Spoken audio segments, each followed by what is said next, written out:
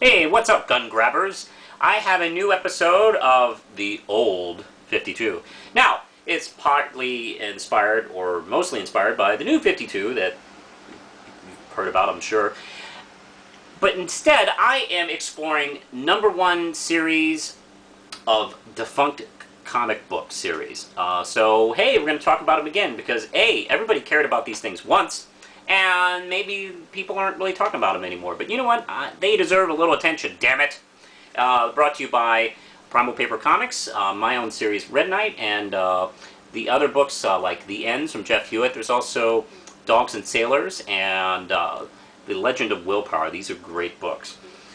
You can check out the books at the bottom of the video. Now, I'm talking today. I thought I would explore a book that maybe a lot of people have been talking about this character lately, and there's been a lot of controversy and excitement and hoo-ha. So let's talk about Untold Tales of Spider-Man #1. And this is a book from, what is it, 95? Right smack in the middle of the 90s. This is by Kurt Busiek and Pat Olaf. And quick explanation about this series, actually. And I thought it might be a good time to bring this book up because of what's going on with Superior Spider-Man, with Doc Ock and Peter Parker. Not that way. His brain is in Peter Parker, and he's sort of merged now with Peter Parker in a weird way. He's also in the body, but he's not in control, and it's, yeah. Anyway, Marvel hasn't... It's not like Marvel hasn't done this before. You know, of course, they tried to replace Peter Parker with, totally the real Peter Parker, Ben Reilly, with the Clone Saga in the mid-90s. While they were doing that, while they were outraging lots of fans and people going, I don't know who the hell my hero is anymore, they started to do something a little more simplified, something along the lines of the Batman Legends of the Dark Knight series, which was highly successful, great, groundbreaking series, and then the it started in '89 and ran through most of the '90s. Actually, throughout the '90s until the early 2000s. It's the early days of Spider-Man's career. So hey, there's no who the hell is Spider-Man? What's going on? This is just Spider-Man. And what was clever about this series was Kurt did his homework. He actually connected these issues with the early Spider-Man issues. And what was interesting about the design was it was designed to fit in between issues. Matter of fact, in the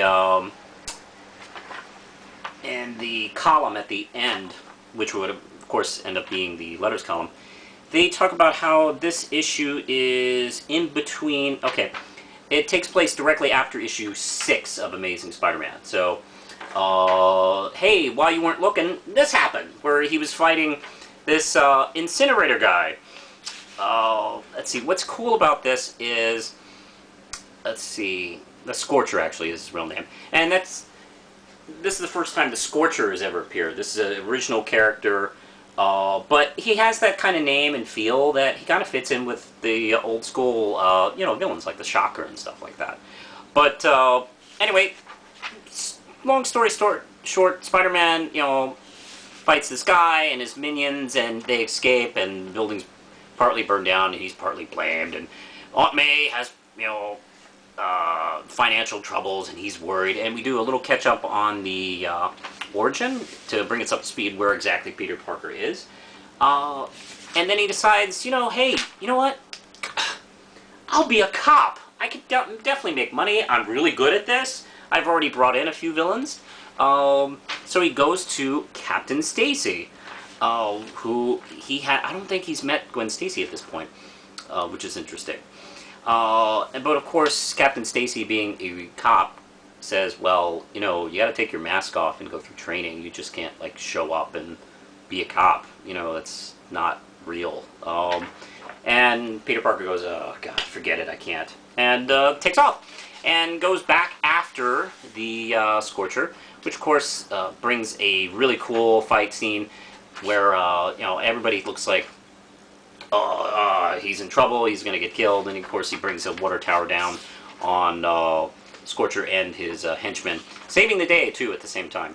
But let's see. Of course, he isn't going to be part of the police force, but he's kind of now on Stacy's radar, who's now starting to investigate. Like, whoa, what the hell is this guy? Of course, sowing the seeds of their eventual partnership later in the series.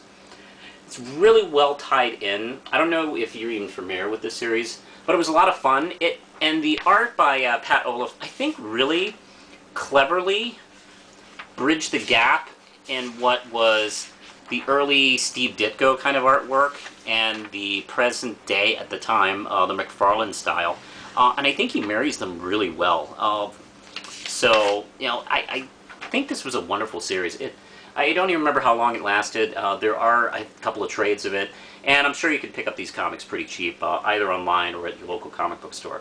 It's worth checking out, especially right now if you're like, oh, you Marvel and Superior Spider-Man, I'm so angry. Drop your anger and pick a few of these up.